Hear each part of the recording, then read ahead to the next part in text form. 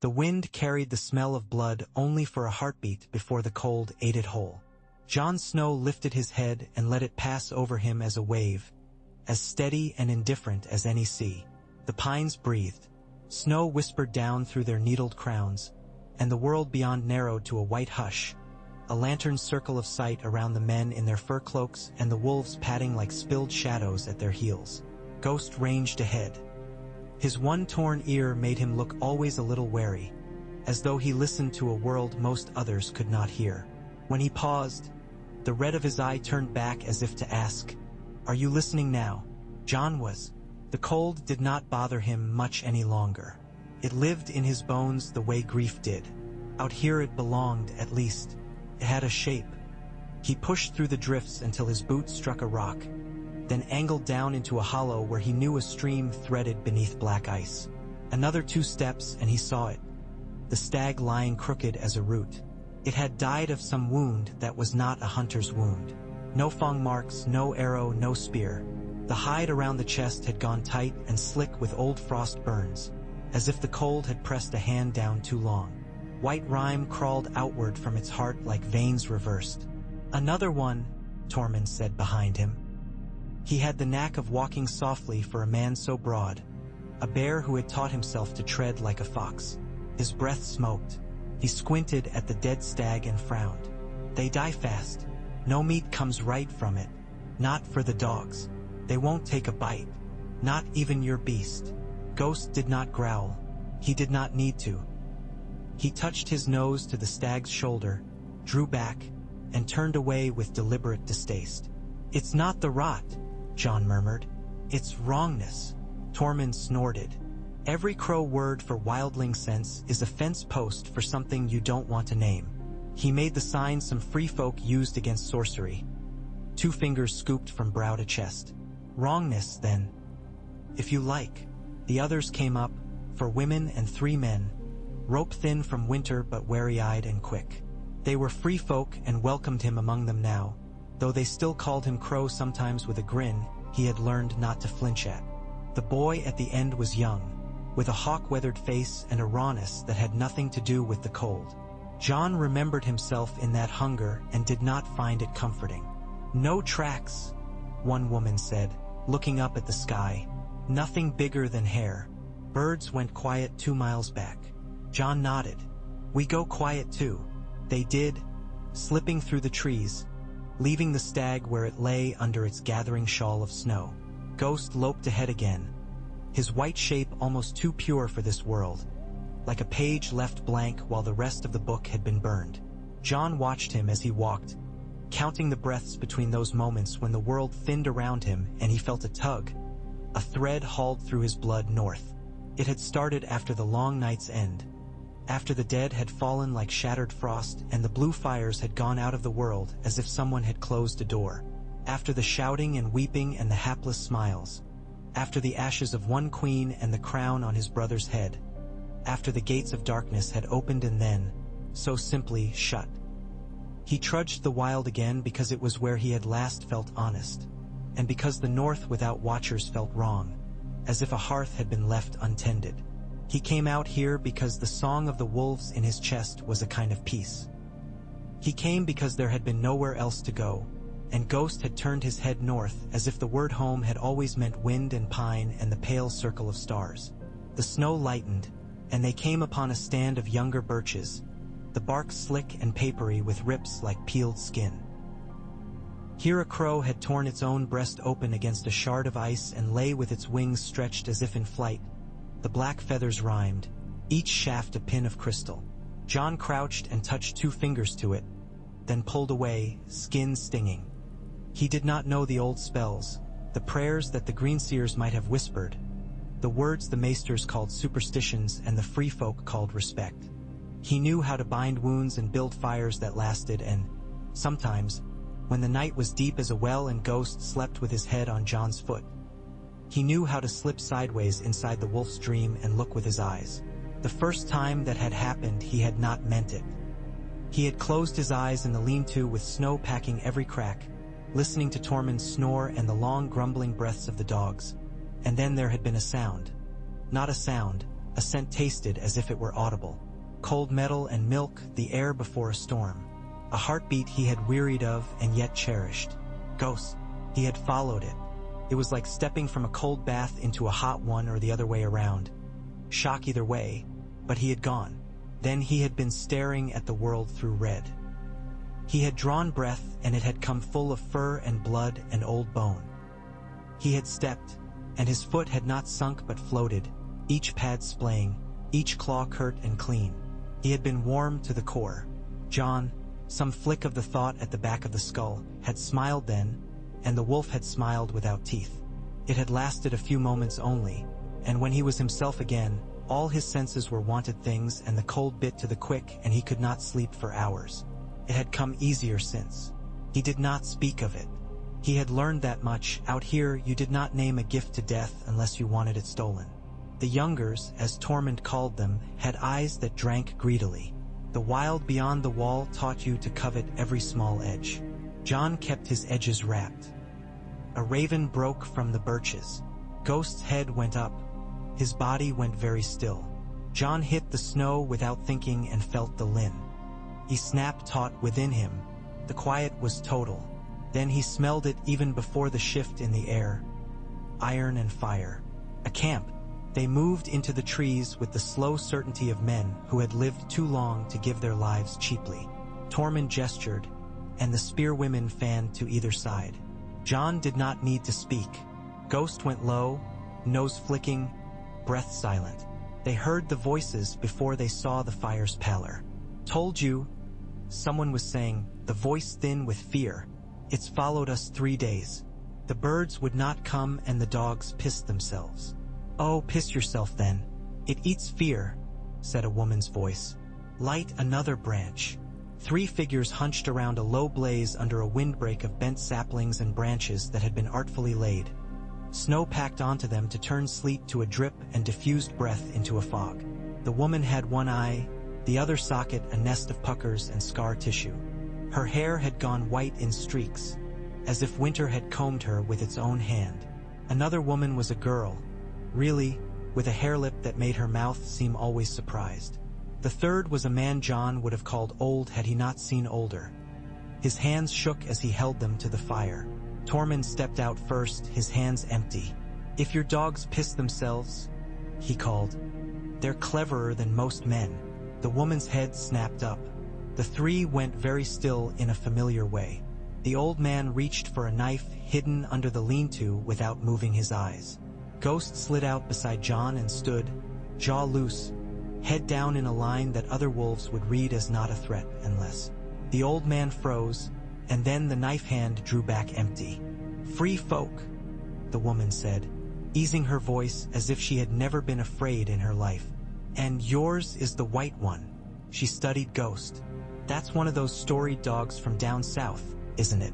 Taller than the tales say. Dire wolf, John said. Dire wolf, she repeated. The way someone might say copper or river. He has the old look, red as rowan berries. Who comes with him? Friends, Tormund said. There's meat to share not far back if you can stomach what the snow gives.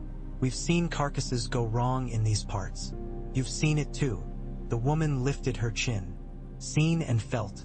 The cold pushes in, and the bones sing to it. It's not the dead again. Not the blue-eyed ones. But it's not right. Wrongness, Tormund said, with a sideways look at John. We felt it trailing us, said the hairlip girl in a rush. The scar at her mouth pulled her words into a strange music. Like a shadow stuck to the heel. My hawk would not hunt. He sat on a branch and shut his eyes. He wouldn't look where I sent him. You're a warg then, Tormund said, cocking his head, as if to see the hooks and cords of it inside her. Or you think you are? The girl bristled. I am. And you? John asked the white-streaked woman. She bared her teeth, the faintest suggestion of a grin. They call me Magra. I've worn the skins of wolves and a fox and once a bear. But that last was a fool's work, and I don't tell it around fires. Her good eye flicked to Ghost and then to John. And you? I'm John, he said. There's a village 2 days northwest where we have winter stores. There are others there who know how to ride inside wolves. if that makes you easier." "It doesn't," Magra said bluntly. "It makes it interesting. And your smell." She sniffed, quick and foxing. "Iron and ice and smoke. You've died before." Tormund barked a laugh. "He's had a busy life." The old man spoke for the first time very softly. "Then he's of the bound and returned. We walk nearer to God's willin' and not lately." He looked up at Jon, and in his eyes Jon saw the tiredness of men who had walked long with hunger. "If you've bread, we'll go where you say. We'd rather our hawks and dogs mind it again." Ghost came up and touched his head to Jon's knee. The wordless comfort of the pressure sank into him like heat. He should have felt like an imposter among the free folk, but it had been months, nearly a year by some countings of moon and season, since the end of the dark. He moved through the wild with the grace of old habit. He had hands that knew how to split fish on a flat rock without wasting their thin bellies, how to lash a sled that didn't creak, how to listen. He was not Northerner Lord's son, nor crow bound to walls, nor lover, nor murderer. Or perhaps he was all of those things all at once, and the wind simply made room for complication the way the sea did for Rex. They brought the three with them to camp at dusk. A few shelters had been raised where a shoulder of ground fell away into a small frozen lake the color of hammered lead. Men saw to fires and mended harness. A woman with a cat on her shoulder passed with a pail of snow. Someone began to sing, a low braid of melody that came and went as if shy. Jon kept the woman Magra and the hairlip girl, who told him her name was Sarah, near him, and not because he feared them. He had learned to watch the ones who could do what he could not. "There were more like me once," Sarah told him as they ate, voice careful around the scar. "The Thens had 3 who were strong, and a woman in the Frostfangs who could drive a whole pack of wolves like a shepherd does sheep. Some went down to fight the dead and never came back." Magra drank from a horn, wiped her mouth with the back of her hand. There were tattoos along her knuckles. Circles and arrows, concentric rings. "It's not clean to take too much of a beast into you. You start to forget your own shape. But sometimes the world asks hard things. When the dead were coming, there were no soft edges." She studied Jon again, openly curious. "And what about you? Your dog looks at you like he knows the taste of your bones. Do you wear his skin?" Jon felt Ghost's mind like a tide underfoot, the pressure of it, the steady concern that smelled of blood and snow and leaf shadows. He could lie, no one who could do what Magra and Sarah did would believe it. "Sometimes," he said. Magra laughed once, sharp as a twig cracking. "You should do it more. It's less lonely." "I have my own reasons," Jon said. "Reasons?" Tormund huffed. "He has a head full of vows that follow him like his shadow. He's married to his promises. And he's a man of the South now. Talks to kings in his mind." Jon ignored him. "You felt something behind you," he said to Sarah. "Something that made your hawk turn his face to the trees." "Yes. It's not the dead," Magra insisted. "There's no stink of them, no ice between the ribs. It's just cold, a narrow cold, aimed like a spear." Jon let the fire's warmth creep into his gloves and thought. "The dead went still when the Night King fell," he said carefully. The words felt like old wounds stitched shut with thread that might yet pull free. "But what woke them woke other things too. And the breaking of a great magic is a thing that shakes smaller songs. There are ice caves full of air. There are rivers under snow that change their beds. There was a wall of old sorcery that broke. Someone drinking at a well leaves the bucket swinging," Magra said as if to herself. "And someone else hears the water and comes to drink. That might be it." Sarah looked between them. "It's hunting us. Why? We don't have much." Jon did not answer at once. Ghost pressed nearer, and he felt the wolf's vigilance sharpen. It was anger more than fear, a bristling regarding of some presence that kept its distance, that circled but did not show. "Because you can wear hawks," he said at last, and the words in his mouth felt right. "Because you can reach into the quick parts of things. It knows that. It's drawing a circle." "A hunter's circle," Tormund said, setting his cup down. "It's getting our scent and closing the ground." "All right," he smiled, not kindly. "Let it." I miss hitting something. John shook his head. No. We go to it. Magra's good eye narrowed. We do. Yes, John said, and he did not know until he spoke that he would say it. Because this doesn't stop at you three. It will come to our camp next, then the village. It will drive the wolves away from us and then push them back angry when they're starving. It will cross the woods and work like a worm inside the roots. He looked up into the white drift of stars and thought of a boy he had once known whose dreams had smelled like sap and summer's leaves even in deepest winter. It will try to make us strangers again, all of us, each to the other. And we've had enough of that. Magra leaned closer. The lines around her mouth made her look like someone carved with a knife, careful and direct. You're talking like a lord, she said, but there was no contempt in it. But there's a warg in the speech. I can hear you thinking in smells. I've had strange teachers, John said, and strange brothers. He rose. Sleep now. We walk at first light. He slept badly, seeing ice that ran down through earth like roots, and men who had decided to hold their breath forever rather than inhale again and risk remembering what the cold inside had been.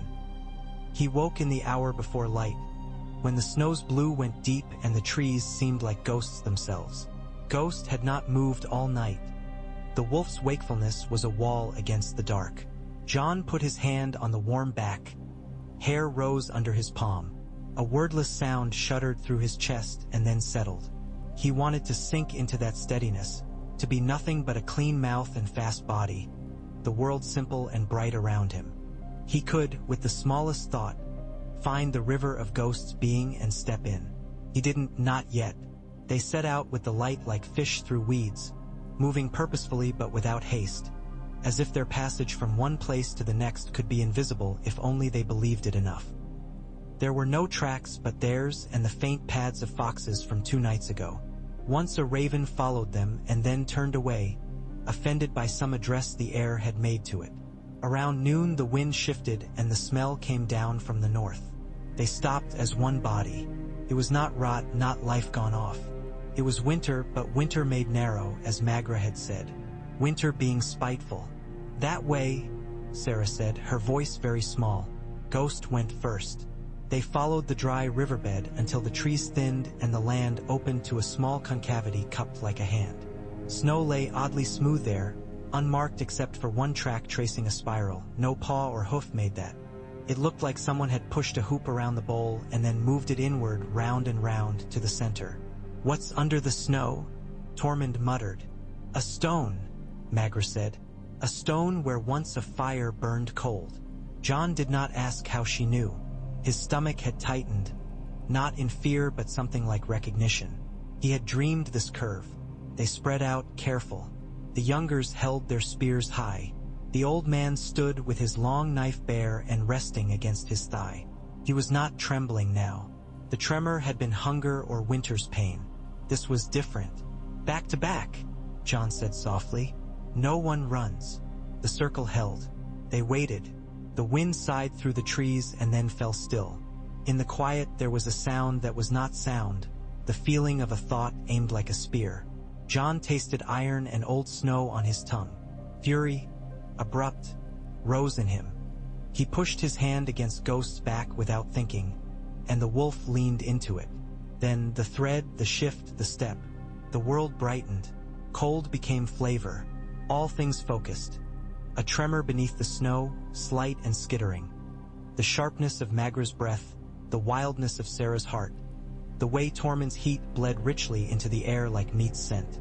Under the snow, something moved, slow and seeking. Ghost put one paw down. John put it down with him.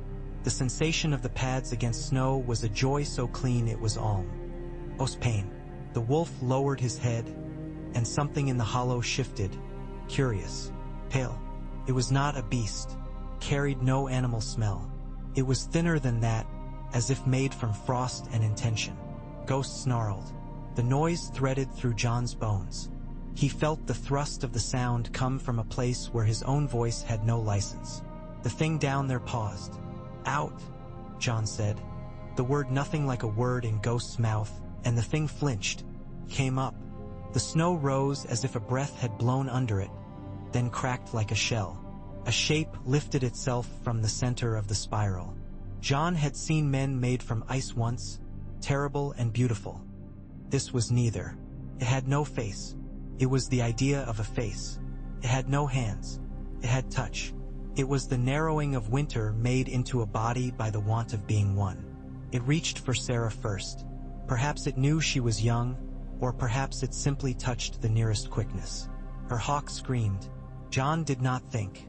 Ghost did not either. They moved as one. Wolf and man leaped, the leap that stretches time like taffy, toward a thing which had no flesh to be torn. This was not a fight that teeth could win.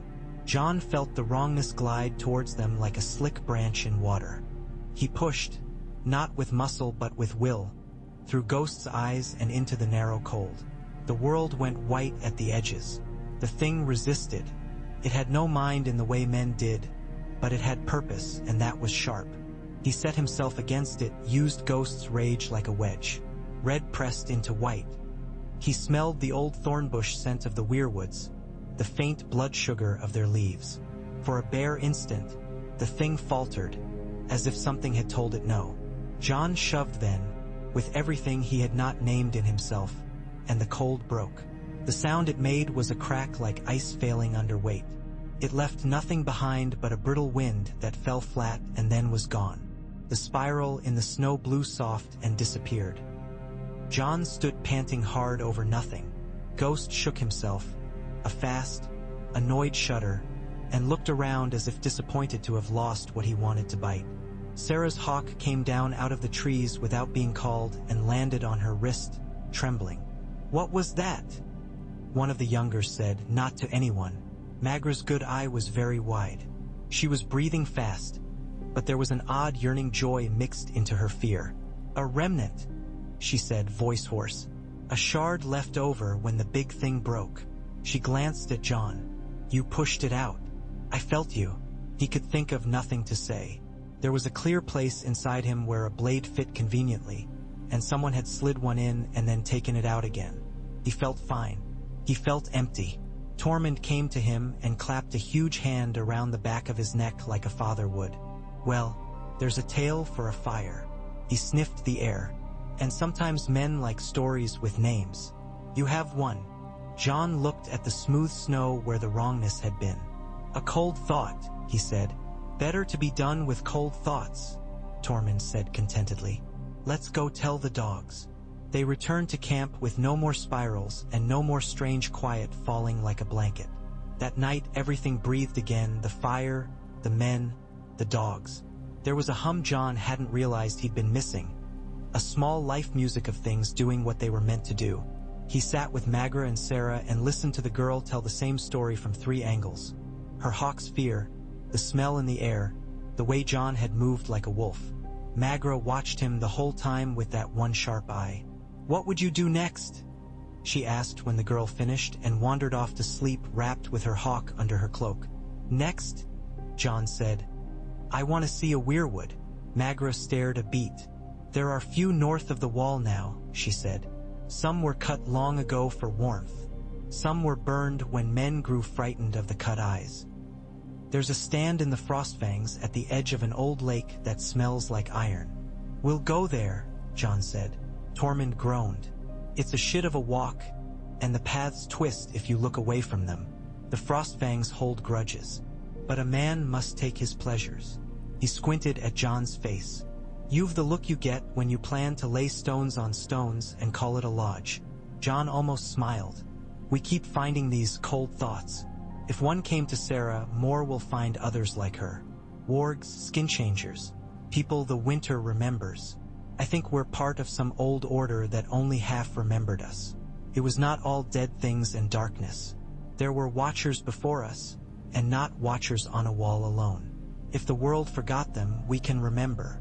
Magra nodded slowly, her hair catching the firelight in the white streaks. "There were always a few who kept their ears to the deep ground and their hands out of other men's quarrels," she said. "They taught children not to force the skins. They showed them how to slice a thought thin so it didn't hurt. They did not make banners for it because banners too easily turn into knives. She considered him. You want to make a thing again that's old and maybe never was? Yes, John said. Not as a place to belong. I don't think that's a thing for me, but as a thing to be done. He lifted a hand, not sure the gesture had a shape until it hung there between them. There should be people who tend this, who know what to do when a cold thought comes calling, who can stand in a weirwood grove and make a small quiet where winter minds can't come, who speak to the beasts and remember that we are beasts too. Tormund made a face like a hawk trying a persimmon seed and finding he didn't mind the bitter. A new watch then, not at a wall, at the places where the world thins, and not only of crows, a watch of wolves and hawks and bears and all the beast-hearted ones. What do you call them? Wargs. Wargs as a clan. If you like, John said. Magra smiled to show one canine. That was a little too long. Some of us don't like being called that by men who don't know what it means, she said mildly. But we'll call our own what we wish. She dragged a stick through the snow. If you're doing this, do it with the trees. Do it with the old bones of the world. Put your hands in their mouths. The South will sneer. Let them. Your brother on his chair of wood will nod like a raven and look away as if he doesn't see everything. Your sister in Winterfell will narrow her eyes and make a ledger. Your little friend with the big book will write a longer one. John blinked. You know a lot of things. I know people, Magra said almost fondly. People are the same far north as in deep south. They put skins on their desires and pretend it's noble. You want this because you're tired of men using strange gifts as antlers to gore each other with. Yes, John said again, quieter. Then we start, she said, as if it were simple as that. They started. The frostfangs in this winter were like a jaw-biting water. They climbed into them with the steadiness of old goats, following Magra's memory and habit more than paths. The free folk who came alongside did so because there was going to be a story at the end of it. They did not need more reason. John's feet found rock without looking. Ghost hunted and came back with a vole and a grove elk, lips white with rime. He slept when he could and did not dream because he did not let himself. When a cold thought tried to fall over them like a cloth, he stood up inside Ghost and told it no until it unraveled and blew off into the trees as if it were no more than frost spore. At the second camp, he sent a raven south on a string of hunger and instinct and a prayer. It did not matter whether ravens were old magic or just beasts. They went where they wanted to go, and that was often enough like wishing to count. He wrote no more than a scrap of words, and his hand shook for stupid reasons he would not investigate. Bran, it said, we are making something old out of the living. If you know a quiet for the trees, send it. He did not expect an answer. He found it anyway in a way that was not ink and paper. It happened 2 nights later in a small saddle between knife ridges where the wind dragged its heels and the snow collected only in the tucks. He was asleep with Ghost's breath warming his feet through the hide when the feeling of falling through light woke him without panic. He did not get up. He lay still and let it pass through him the way a weather system passes over a hill. He saw leaves the color of blood. He saw their veins. He saw faces in white that were not faces and were. He saw a boy's hand put on a tree and leave no mark because the mark had been there since before. Then he heard a voice without hearing and felt his mouth answer without speaking. You are stubborn, John. It wasn't reproach. It was affection wearing a sober face. Bran. A quiet for the trees, Bran's not voice said. The words were a symbol only. The thing itself was a shape. It felt like kneeling and like putting your hands in cold water and like the second breath you draw after a long run when your chest loosens and nothing hurts. It was not a spell. It did not belong to priests. It was simply attention turned a certain way. Bran showed him the angle of it. Ghost stirred and settled. John slipped his hands in the water and found he did not drown. Thank you, he said. There was no answer. Or rather, there was an answer that did not need to be one. At dawn, Magra was watching him with that one eye, avid. You learned something, she said like a challenge. Yes, John said. From my brother. He looked at her and then beyond her, and the ridge wore the pale wash of sunlight like milk poured thin over rock. He's king now. He's different, but he knows the way roots talk. You sent a bird to a king? Tormund said. Clever thing. All right, let's go wake the trees, then. They can be lazy trees. They need a shaking. They came to the grove at midday. It was less a grove than a ring of trees around a throat of stone. The pines and firs thinned there, bowing back from a small circle as if shy. The weirwoods stood like very old women whose mouths had been cut laughing and then had learned other expressions. The lake near them had been frozen long ago and then emptied like a bowl when the land shifted. What remained was a cup and the idea of water, the smell of iron. Snow lay only in the low places. Ghost moved through the ring and paused before the largest tree, which lifted its red leaves in the cold like a hand. Jon went to it and put his palms against the bark. It was smooth as old bone. The cut face looked at nothing and everything. The red dripped from the eyes as if it had been weeping quietly for so long that it had forgotten how to stop in front of men. He did the thing Bran had shown him, the small turning of his attention. The threads in him that had made a net for cold thought tightened, but softly. The grove exhaled. Magra and Sarah both flinched. Even Tormund drew his head back as if someone had breathed too close. Jon kept his hands where they were and let the feeling move through him, down through his arms, into the bark. He imagined the quiet like a bowl being set down. The world inside the ring settled. The air thickened the tiniest amount. It was not much. It did not need to be. There, Magra said in a tone people used when a midwife showed them a baby who had done something first none had expected yet. There now, Sarah laughed, high and breathless, and the hawk on her wrist launched and circled twice and came back. He seemed to approve. They made their camp in the ring and went about it as if nothing had changed. That was important. Jon had learned some changes only took if they wore ordinary clothes. He sat by the fire and watched the weirwoods breathe in the winter and looked at the faces in their white and thought of an order that would not be an order except in what it tended to and what it refrained from. He started saying things aloud. It helped to hear them. We won't have ranks. We won't have a lord to answer to. We won't take lands or tithes. He glanced at Tormund. We won't be someone's poised spear. Shame, Tormund said, gnawing a bone the size of his forearm. I was looking forward to pointing you at my enemies. We'll have a vow, Jon added. A vow, Magra said, rolling the word in her mouth as if it might stick. All right, men like vows. So do women who like their men predictable. She drew circles on the ground with a stick. What vow? That we will watch and mend and guide, not own, Jon said.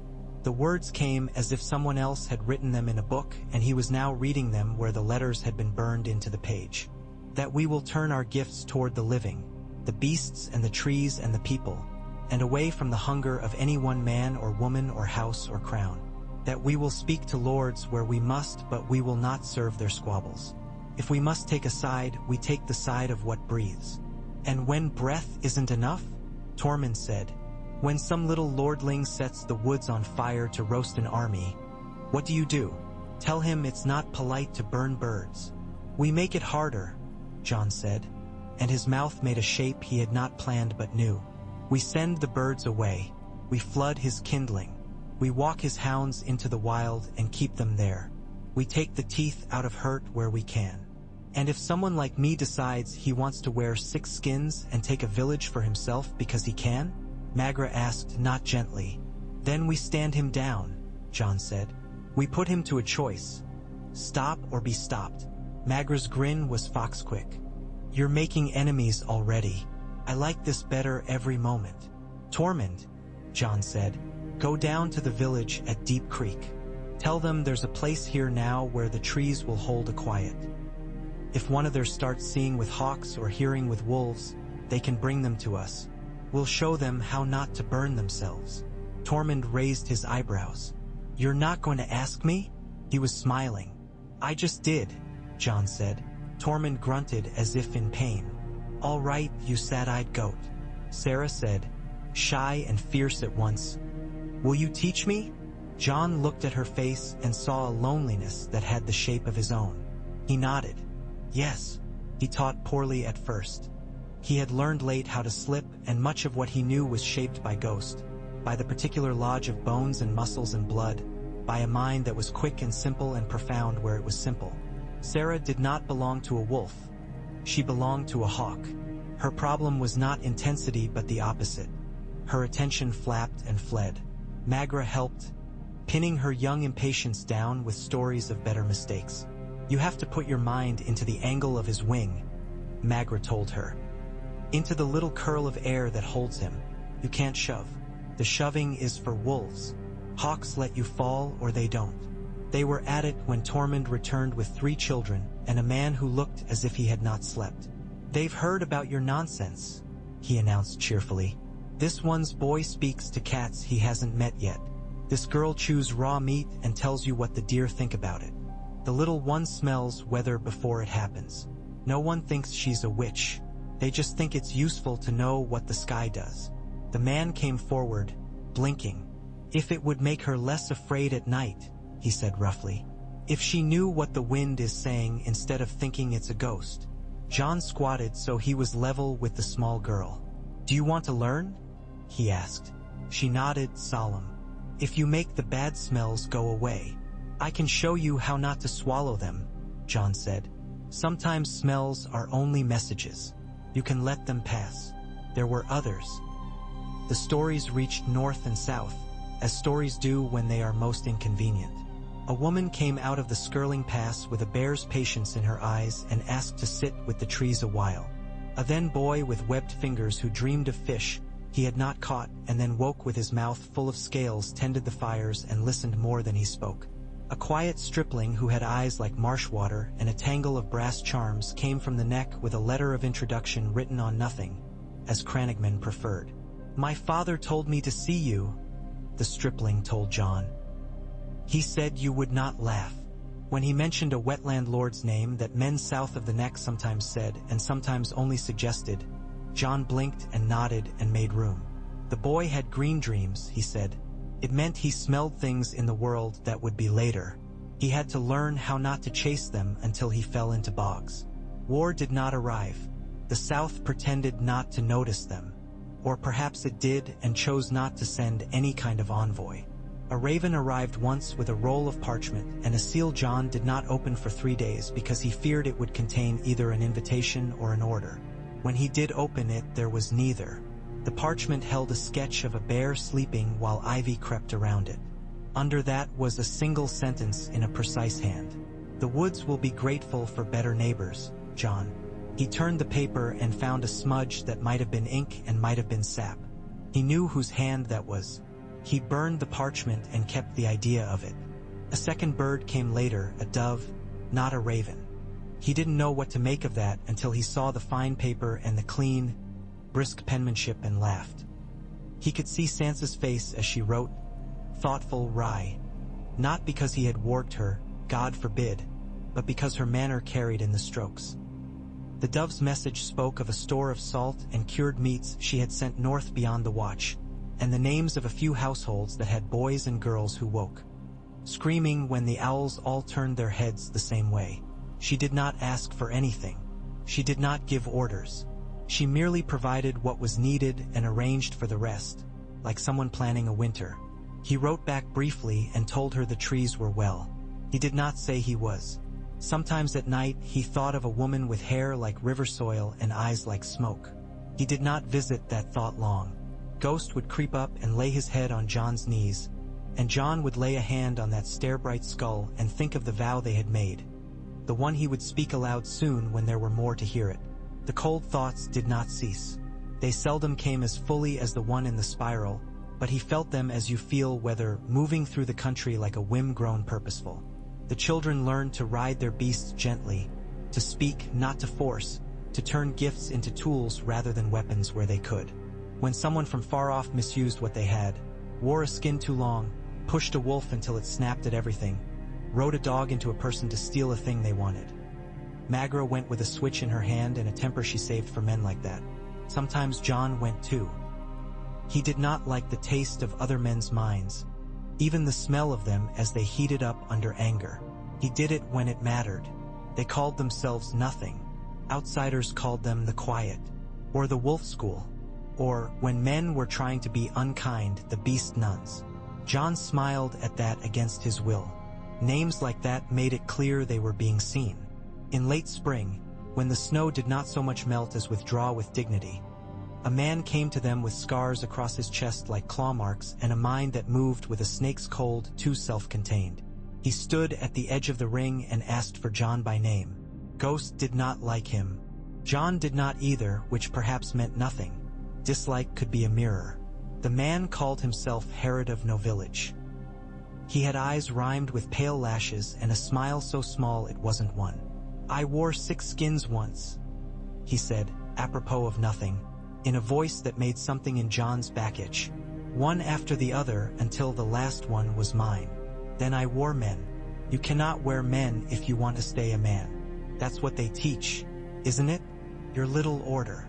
"We teach nothing," Magra said flatly from the fire. "We share what works." Herod's pale lashes dipped. "You share surrender. You share scruples. Men like me make knives out of what you call scruples." He watched Ghost as if rehearing an old rumor. "You are the one who bent the cold thought," he said to John. "I felt it. It broke under you. You could be great." "I have no interest in what you call greatness," John said. "I have interest in people who don't sleep because their hawks tell them a story they don't know how to finish." Herod laughed. It was a dry sound. "You and your white dog," he said. He looked at Ghost again, longer this time, and his pale lashes fluttered.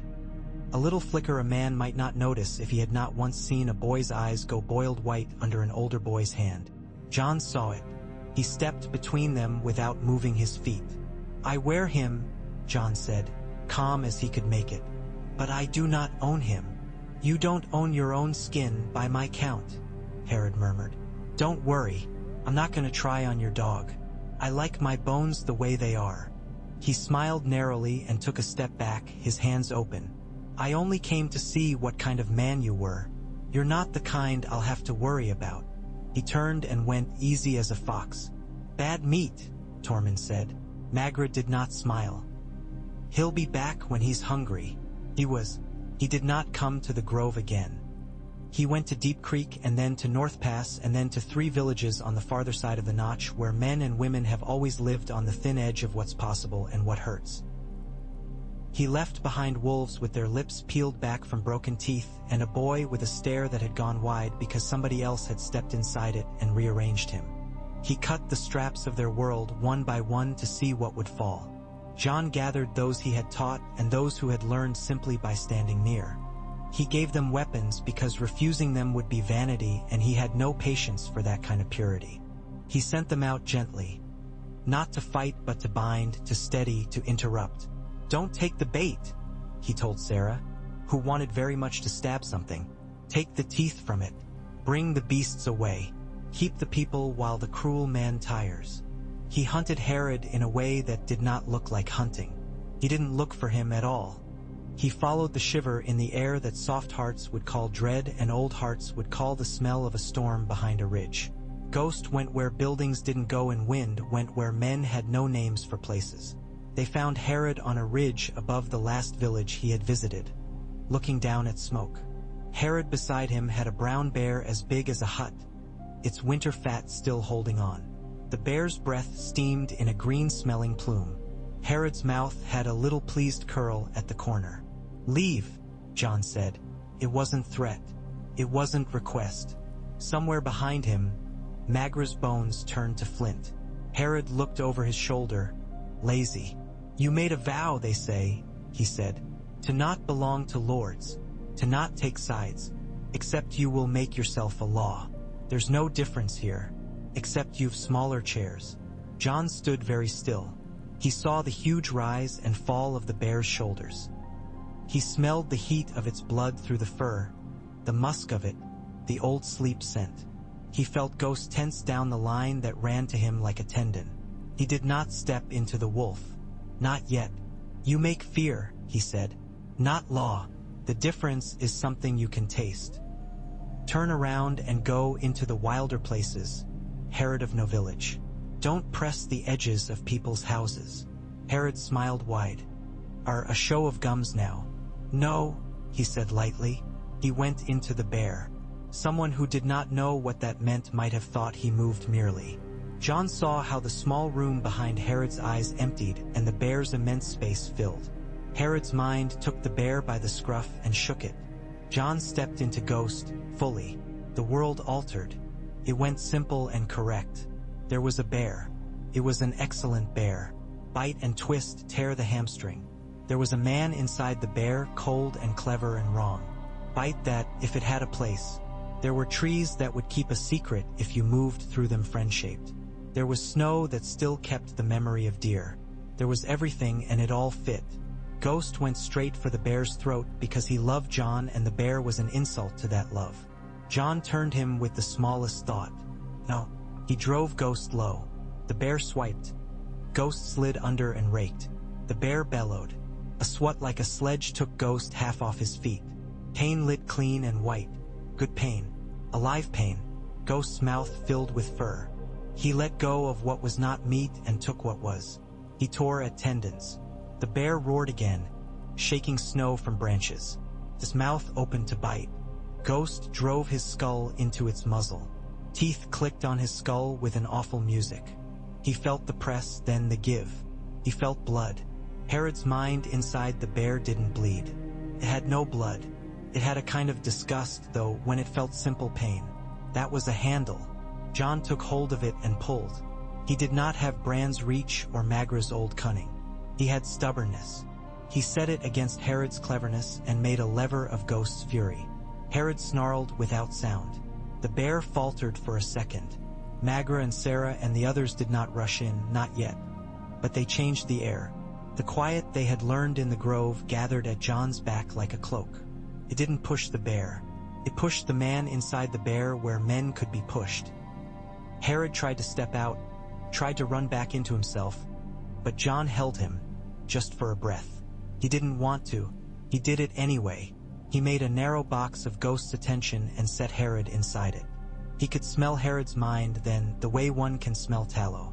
It was uncolored by anything but himself. It had no patience for kin. It was very small. "Stop," John said across a place words do not like. Herod threw himself against the bear's body the way a man will throw an argument like a fist. John held. Ghost's ribs hurt. The bear bled. Snow shook. John felt something tear inside Herod. Not in the bear, not in Ghost, not in himself. A ligature went. A certain certainty unknotted. For a bare instant, Herod looked at himself in a way that was not wholly delighted. It stung him. He hated it. Then he fled back into his own body like a rat into a hole. The bear stood panting. It blinked and then looked around as if to ask, "Why am I here?" It lumbered away from the smell of men and pain. Ghost let it go because John said so and because the bear wasn't doing anything particularly interesting anymore. Herod stood on the ridge, gray-faced. There was blood at the corner of his mouth where he had bitten his cheek without knowing. He looked at John with a hatred that might have been respect if it had been larger. "You won't wear me," he said, and he said it as if he had believed until now that John would, and hoped to be able to hate him for it. He sounded almost disappointed. "No," John said, "I won't." Herod laughed once, windless. "You should," he said. "It would be easier." He was right about that. It would be. John said nothing. Herod's hatred settled back into itself. He turned and went. He did not come back for a long time. When he did, it would be with a different plan because he was a dangerous man and this was what dangerous men did with their days. John did not plan for him. Planning for him would have given him a size he did not deserve. He had other work. He made the vow. He found words not to bind too tight and not to leave loose enough that everything fell through. It did not rhyme and it did not call on gods. There were no gods here save those in bark and bone and winter. He spoke it standing under the weirwoods with a handful of men and women around him. Magra, Sarah, Tormund with his arms folded and his grin like a lantern. The Crannig lad with his charms. 3 children who had come with no idea what any of this meant and would one day teach better than any of them did now. "I will listen to the living. I will loosen harm where I can and tighten it where it runs. I will not sit on any man's chair. I will not wear any man's mind. I will not ignore beasts and call it mercy. I will stand in quiet places and make them quieter. I will show others how to walk softly without falling. I will be hungry for nothing I cannot give away. Magra cocked her head. That last is pretty, she said. Where did you learn it? A child taught me, John said. They did not hold to it perfectly. They erred, often. Sarah once shoved her hawk so hard into a place that the bird fell out of the sky stunned and lay on the snow, small heart beating too fast. While Sarah wept and cursed herself and swore to be gentler, Magra drifted toward the old sin of wearing a fox too long because the world was so much simpler when you were small and clever and had only one want. Tormund almost started a larger trouble when a petty lordlet from the south came up to the watch to demand answers, and Tormund answered with his fist. They learned. They lowered their hands. They were not saints. Saints are for stories men tell to sleep better. The spring ran into a joyless summer that made the pine needles brown at the tips and dried the mosses until they crumbled under bootheels. The cold thoughts were fewer. Most of them were no more than pains at the edge of the skin, old aches that ached themselves out when someone paid attention to them. John could feel or easily now the difference between what was the world and what was a bruise in it. He could tell the shape of joy, too, a thing he had not expected to survive in him. The sight of 3 wolf cubs tumbling over Ghost's forelegs like children over their father's boots, and his infinite patience with them. The first ducks lifting off the lake that had been a cup. The way Sarah's face worked around her scar when a thought made her brave and then more brave. He wrote to the south sometimes. He did not waste ravens. He sent small sentences like stones dropped in a river to mark crossing. Your ships came up the coast with a catch. The villagers fed the whales with thanks. Or, we found a child who hears weathers. We gave him songs of birds to go with it because birds are better than fear. Once he sent a single word to King's Landing where the boy he had known who wore his face now wore a crown of men's expectations. That word was simply here. Back came a raven with a ring tied around its leg. It was a ring made from a shaving of weirwood, whiteness threaded with the red of leaves as if someone had smoothed a vein. John slid it over the forefinger of his glove and knew it belonged to no finger, no man. He kept it on the thong around his neck like a talisman and never called it that. In autumn, the deer came back to the shallow valleys and the wolves made their accounting. Ghost's coat had grown thicker. When he came up with his lip lifted in annoyance in the middle of the night and dropped half a rabbit on John's leg, John said aloud without thought, "Thank you," and felt foolish hearing the words sound. "You're welcome," Magra's voice said from the other fire. "You're almost a human man again. You remembered to say it." Near winter, Herod returned with men. He had not been idle. It had been easy enough to find the kinds of souls who gather around the smell of a new thing. Those who wanted to belong because belonging offers warmth even when it burns you later. Those who wanted to strip the skin from anything that moved and wear it for a night. Those who were lonely and could be turned into knives by anyone with bright eyes and the promise of heat. Herod called his people the Teeth. He was not shy about the name. He intended to bite. He did not come to the grove. He set an ambush for a child from the village over the ridge, a boy who had learned to quiet geese with kindness. Herod's men threw a net over him and jounced him through the forest like a fish on a pole. They took him to a place where the rock fell away in steps and the wind had carved little faces in the ice. They tied him to an old spruce with his face to the trunk and waited to see whether someone would come. Someone did. Sarah went as soon as she heard. John followed without waiting to call the others. It had not been his plan, but plans are chairs and chairs make you sit. They found the teeth at dusk, arranged like a greeting around the tree where the boy had been fixed. Herod sat on a boulder as if it were a carved chair. He smiled because he couldn't help it. Men like that smile when they are sure of something. He had a woman with him who held 2 leashes in one hand. The dogs at the ends of them had raw mouths. They pulled against the cords, their eyes rolling white. John smelled the way they had been ridden. It was like the stink of a sore you have put filthy cloth on. Ghost and John went forward without consulting each other first, which sometimes lent them grace and sometimes did not. This time it did. Ghost's hackles lifted, not in fear, not quite in desire, just in readiness. Herod's dogs came like arrowheads. Ghost didn't even bother to bite them. He moved so fast John felt wind inside the wolf.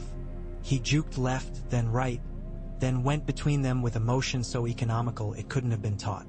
He brushed the cords. They tangled. The woman cursed and fell forward, face first in the snow. She went down so hard the breath left her in a cloud. The dogs foamed. John stepped into Ghost's strength and simply looked at the dogs. He opened his attention to them the smallest amount, just enough to make a bowl they could sit in instead of an edge they had to balance on. Their eyes softened. They sat.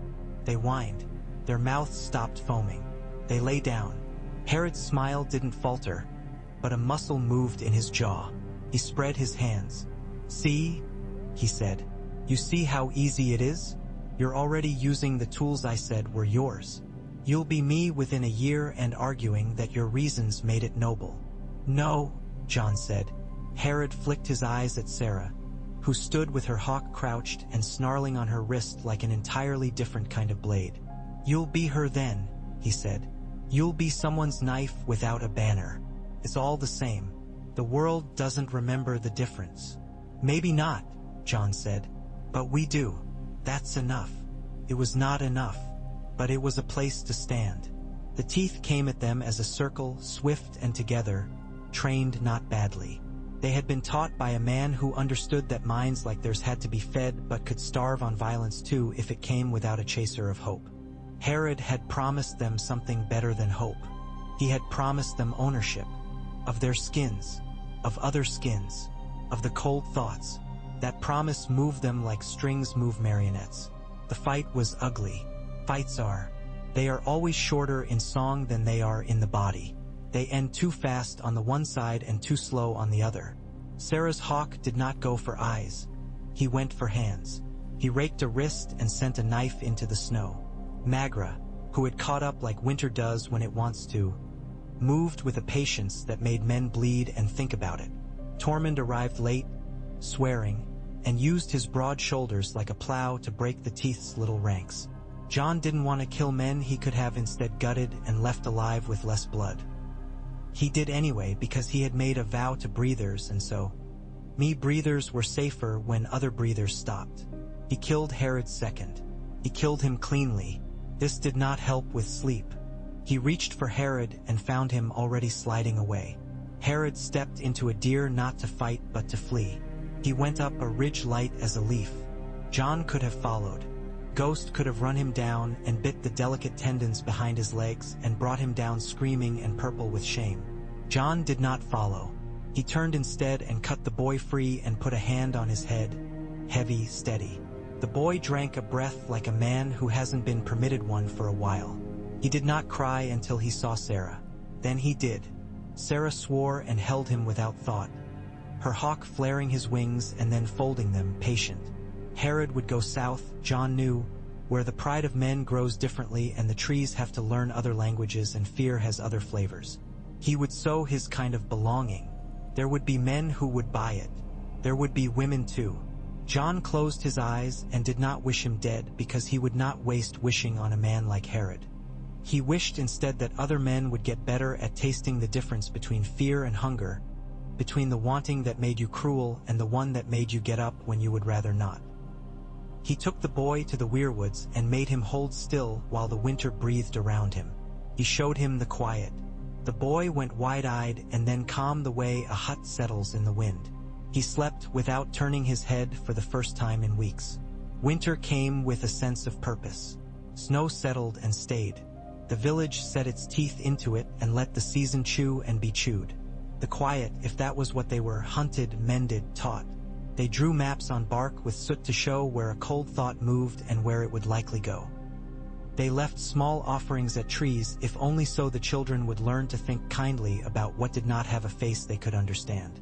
They tied bells to wolves' collars and then untied them when they realized wolves did not need bells. They made mistakes and corrected them. One night, deep in winter when the cold rang like a struck nail, a raven came with a strip of parchment in a hand John knew like his own. There were 3 words on it, nothing else. The letters looked as if they'd been written by a man who had sat back between each word and thought long. "We're all right. John took the words into his pocket and kept them there. He did not hang questions on them. He did not open the spot in his head where grief slept and invite it to supper. He put another log on the fire and called Ghost with a glance and lay his hand on the wolf's muzzle and slept. The days arranged themselves into a life. It was not the life of a lord, nor a watch, nor a lover. It was a life like a walking song that you forget the words to and then remember how to hum. He woke, he made the quiet where it was needed, he taught, he learned. The children grew into their teeth. Sarah lost her impatience and gained another kind. Magra fell in love with a woman built like a tree and had the decency to grin about it and not pretend it had happened to her while she wasn't looking. Tormund grew less hungry and then hungry again because men like him carry hunger like a charm. The Crannock boy went home and came back with a story in his eyes about a father who had smiled a very little and said a thing like permission. The season turned. The cold thoughts thinned. They were not gone. Nothing in the world goes. Even dead things stay, not as ghosts but as shapes in other things. John knew that now. He could feel the biggest shape of all, the way a disaster leaves coolness in a place where the air will be warmer again someday but not today. He thought of the long night as a boulder dropped in the river of time. The splash had gone. The rings still moved outward. He and Ghost stood in the rings and breathed. One spring day he woke to the smell of thawed muck and the yearning way the sun in the late afternoon comes slantwise as if to say, "I forgive you," and found himself smiling because he could. He went out into the last of the snow where the weirwood grove looked suddenly in motion, leaves shivering because they could. He knelt and put his palm flat to the earth and did the quiet because it was habit and kindness both. Ghost lay down beside him with a groan and put his head across John's legs like a bar. John rested his hand on the white skull and felt the answers there that were not words. "Do you think we made a thing that will last?" he asked, not of anyone but loud enough for the question to have weight. Ghost yawned and showed the enormous pink of his mouth and then breathed out, slow, warm. He would live today. He would breathe. That was all the lasting a wolf understood, and it was enough. John turned his hand so that it was palm up and the winter sun filled it as if approval could do that, as if light could be tender. That afternoon a girl came to the grove who had no gifts at all. She couldn't wear catskins or foxskins or birdskins. She couldn't smell weather or taste someone's mind. She had walked 10 miles because someone had told her the quiet could make fear quiet.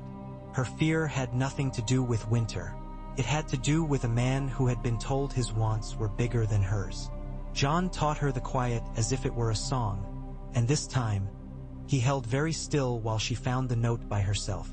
There were wolves inside of some people and there were woods inside of others. There were songs in the rest, which is not less. He did not tell her to leave the man. He gave her a stick and taught her to hold it, and he showed her how to stand. The man did not come up the ridge after that. No magic. No gods. The world simply had more room for her, and he did not know how to walk in it.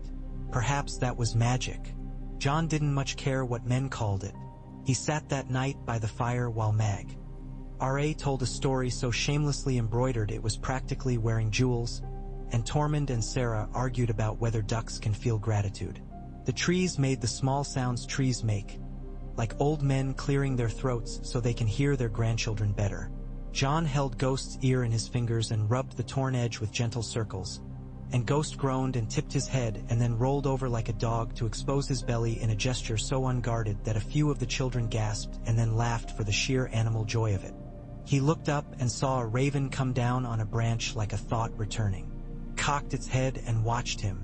He did not expect words. He saw only the bright bead of its eye. It made no sound.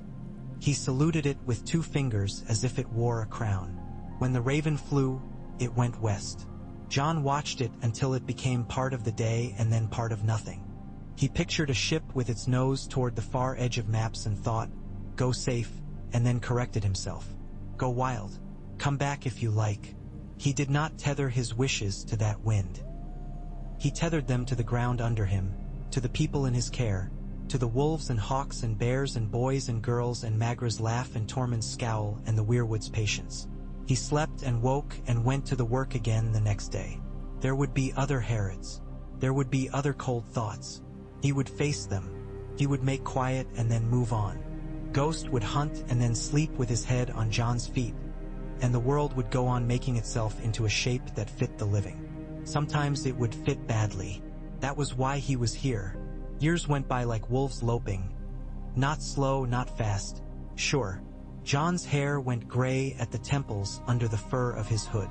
Ghost put on the weight of time in the deepening of his gaze, in the way he chose battles with the arrogance of an old champion. Sarah grew tall and then steady and then woman-strong. She cut her hair with a knife and laughed less and harder. Magra's white streaks went pure. Her one eye took on a softness at the edges that only came to the fiercest of the aged when they had nothing left to prove. Tormund taught children who were not his own how to lift axes as if they were answers and then how to put them down when the questions changed.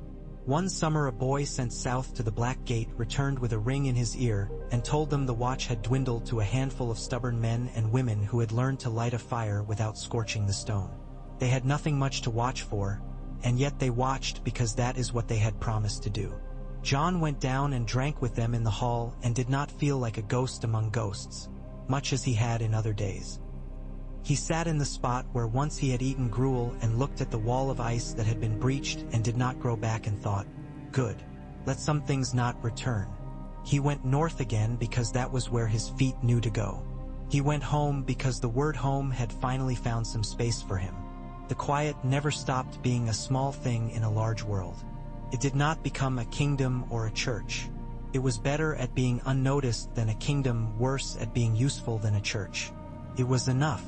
People sent their children to it when they needed help and were humble enough to ask it. The children did not all become wargs. Some of them learned to listen. When that happens in the world does not always thank you, but it changes minutely, and sometimes that is what sticks. One evening, years after the spiral in the snow, John walked out from the ring of the grove and into the little clearing beyond where he had once killed a stag to teach children why not to kill a stag and saw a shape standing by the line of trees. For a moment he thought it was one of the weirwoods having gotten curious and moved. Then the figure shifted and the illusion broke. He did not know the man at first. He wore rags. He was gaunt. His hair hung in strings. His eyes had the peculiar stillness of someone who had gone so far inside that the outside world couldn't knock where it counted. Then he moved his mouth and the mouth made a shape John recognized. Herod. He did not bring men. He did not bring dogs. He brought his hands held open and his eyes that would not beg, because beggars risked pity and he had none for himself. He stood at the edge of the quiet and would not step into it. John went to him and did not yet say a word. You ruined me, Herod said conversationally, as if discussing salt fish. I tried to wear another mind after the bear. I had done it 100 times. It wouldn't take. The shame you put in me like a nail made the skin tight across the thought. Couldn't get in. I hit my head against what you made. Very clever. You didn't even mean it. You just stood there with your dog and your borrowed queen's look and your quiet. John felt Ghost stir behind him. He lifted his hand slightly. Ghost settled, obliged to the gesture by love and not command. I didn't ruin you, John said. You did. And then you came here to make me the instrument of it because that's easier than looking at your own hands. Herod's laugh was a dry leaf. Maybe. I thought to kill you. 10 times I thought it. I thought it and then I couldn't because there it was, the shame. What a tool you handed me, Snow. Turned around on me. Shame is useful if it's shaped like a tool. Your quiet made mine a blade with no handle. John did not move closer. He did not move away. He smelled hunger on Herod, old and undeniable and dulling. He smelled the horse he had killed 3 days ago and the grass it had eaten, ghost pasture. He smelled the long pall of failure that's like metal in the mouth. He let all of that in and did not make a face. What do you want me to do? He asked, not kindly, not unkindly. Take it out, Herod whispered. Reach your hand in and remove the shame you placed there. La. Vie me the cold. It's all I know. I'm no use with it gone. I didn't put it there, John said softly. I only showed you it. Herod lifted his head and briefly, beautifully, looked like a man about to cry. Then his face shut. He spat. Then do nothing, he said. Let me die at your border. Let the wolves take me. Put your quiet over it so the children don't have to hear." He turned as if to go, as if it were that simple. John stepped into Ghost before he thought about it. He went into the wolf to remember how to be precise. He crossed the space between them at a speed that would be called violent if it had not been careful. He put his hand on Herod's breastbone and felt the bone under skin that had grown too thin. Herod flinched as if bitten. He stood still, though harder than any of his fights had been, perhaps. John closed his eyes.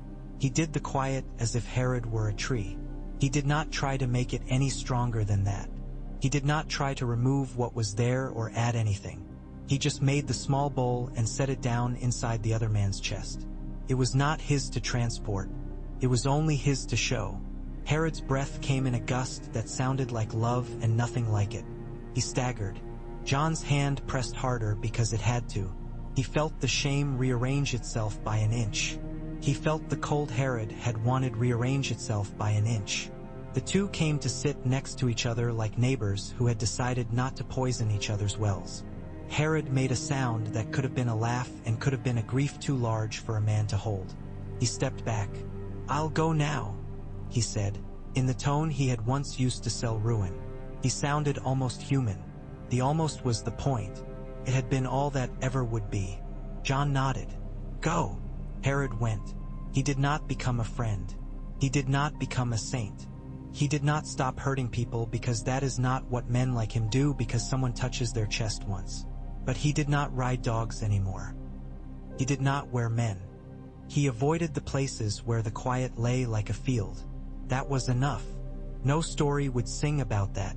No one would thank him for the harm he did not now perform. John did not care. He went back to the grove and sat with Ghost and told him a few jokes he had been saving for a night when the moon's face would be that exact ridiculous shape, and Ghost was a good audience, which was all a man could ask. Seasons pivoted. Children turned into those whose names you say with respect, and then upstairs into names you say only because the heat you held for them once warms the old bones. Once, in a spring that knew itself, a woman came with a baby that could not stop shaking every time a bird passed. John took the baby and did not make quiet. He only held her until she stopped because sometimes that is the magic. He gave her back when the trembling passed, and the woman's eyes were not grateful but graceful, which is different. John accepted either. Ghost sneezed into the baby's hair and the baby made a face and then laughed, and the laugh felt like the sound of water you know the name of without having to say it. He did not go south. The few times the South came to him, it did so nervously, bearing letters and stamps and the sense of its own importance like a perfume. The letters told him about acts passed and ships commissioned and bridges repaired, and he wrote back sometimes with my regards and sometimes the ravens won't fly. Try something sweeter. He didn't lie about that last. They had learned that honeyed grain placed in a line could bring birds to a message better than any ink. He received a letter once with a smudge of honey at the corner and snorted, which made the children look up with startled delight because he did not often snort. In the years when the elk came back more than they left and men grew complacent because that is what men do when things cease to bite, people forgot the quiet the way they forget everything that works quietly.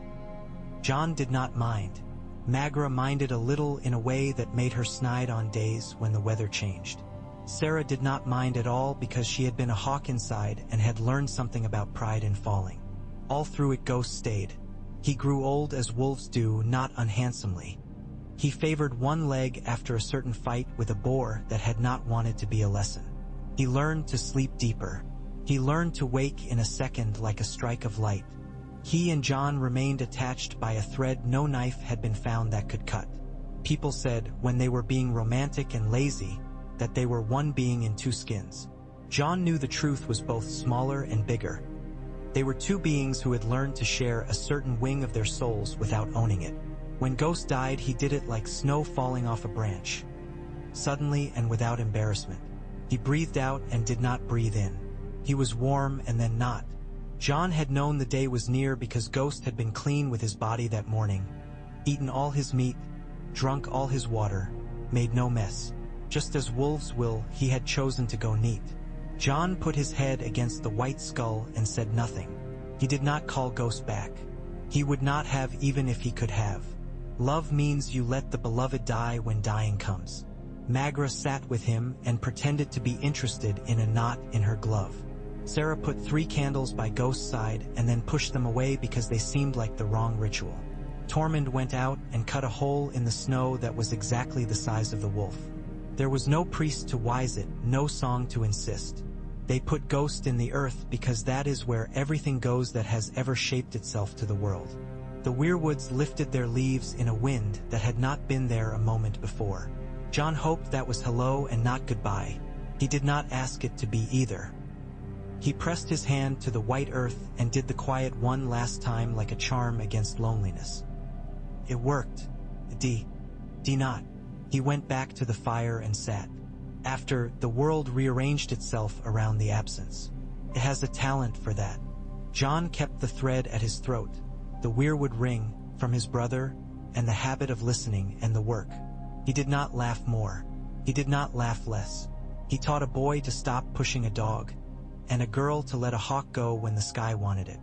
He said no to a man who had decided that he should sit on a chair and call himself something capitalized. He put on his boots and put them off. He breathed.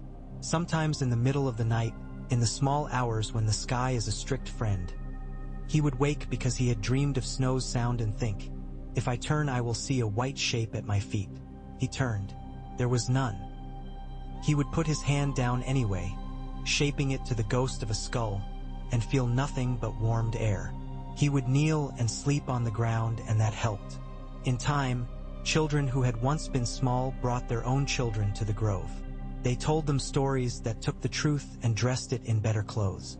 They told them the quiet had started when a man who had once been a crow learned to be a wolf, and had decided that the world could be less cruel if someone carried a bowl and set it down in places no one had thought bowls belonged. The children grew up thinking this was ordinary. They were not wrong. Years later, when Jon's bones told him rain before clouds did, when his breath came shorter at steepness, he went out into the snow to check the line of traps that kept foxes off the hens at the village and saw a white shape ahead. He did not think. He moved, heart hammering like a childish drum, and then he stopped. The wolf that stood watching him was white as old paper. His eyes were brown and amused. He trotted forward and then away again, tail low in a friendly question. He was no ghost. He was neither memory nor gift. He was only a wolf that the world in its kindness had placed there because the world, like a friend, sometimes repeats itself when it does not know what else to say. "Hello," Jon said. The wolf cocked his head, then shook himself, sending off a flurry of snow that landed glittering on Jon's gloves. He went on his way. Jon watched him go and felt in himself the old longing, the old desire to step sideways. He did not. He went back to the grove and found the team teaching a new girl how to listen to the underhum of the pines without making prayers of it.